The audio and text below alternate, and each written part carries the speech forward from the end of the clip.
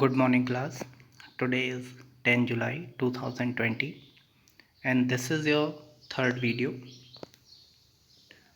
of chapter number 7. Today, we discuss about the difference between the weather and the climate.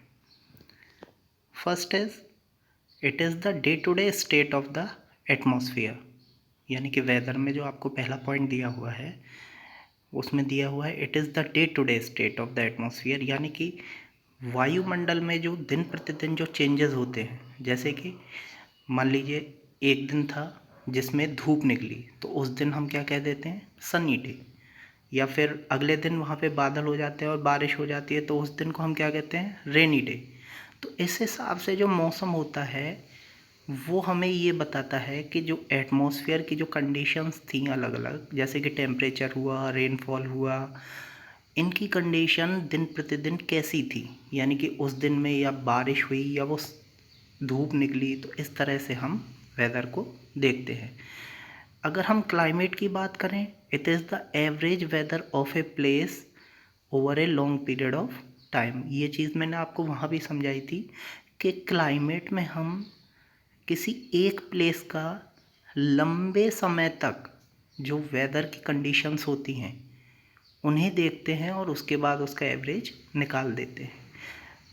यानी कि weather के जो element होते हैं जैसे टेम्परेचर है, रेनफॉल है, इन सब कंडीशनों को हम 10 साल या 20 साल या उससे ज़्यादा देखते हैं और उसका एवरेज निकालने के बाद हम उसके बाद क्लाइमेट को कैलकुलेट कर लेते हैं। जैसे कि आप एग्ज़ाम्पल ले सकते हैं कि डेज़र्ट का हम क्लाइमेट कैसे बोलते हैं, हॉट एंड ड्राई। क्यों? क्योंकि वहाँ ज़्यादातर साल में बारिश बहुत ही कम होती है और जो ज़्यादातर जो तापमान वहाँ का रहता है वो हाई रहता है। इसलिए हम डेज़र्ट का जो क्लाइमेट है हम कैसा कह सकते हैं, hot and dry. Second point है, it is the short term variation. आपको पता है, जैसे मान लीजिए 12 बजे जो थी वो धूप निकली हुई है तो उस टाइम के वेदर को हम कहेंगे सनी वेदर। लेकिन 12:30 बजे मान लीजिए बादल हो गए और बारिश शुरू हो गई तो हम उस टाइम के वेदर को क्या कहेंगे, उस टाइम के वेदर को हम कहेंगे रेनी वेदर। तो इस तरह से जो वेदर होता है वो बहुत ही कम समय में चेंज हो जाता है। जबकि जो क्लाइमेट होता है it is a long term variation in terms of year, decades and centuries. यानी कि अगर हम बात करते हैं क्लाइमेट की तो ये बहुत ज़्यादा लॉन्ग टर्म वेरिएशन है, यानी कि लंबे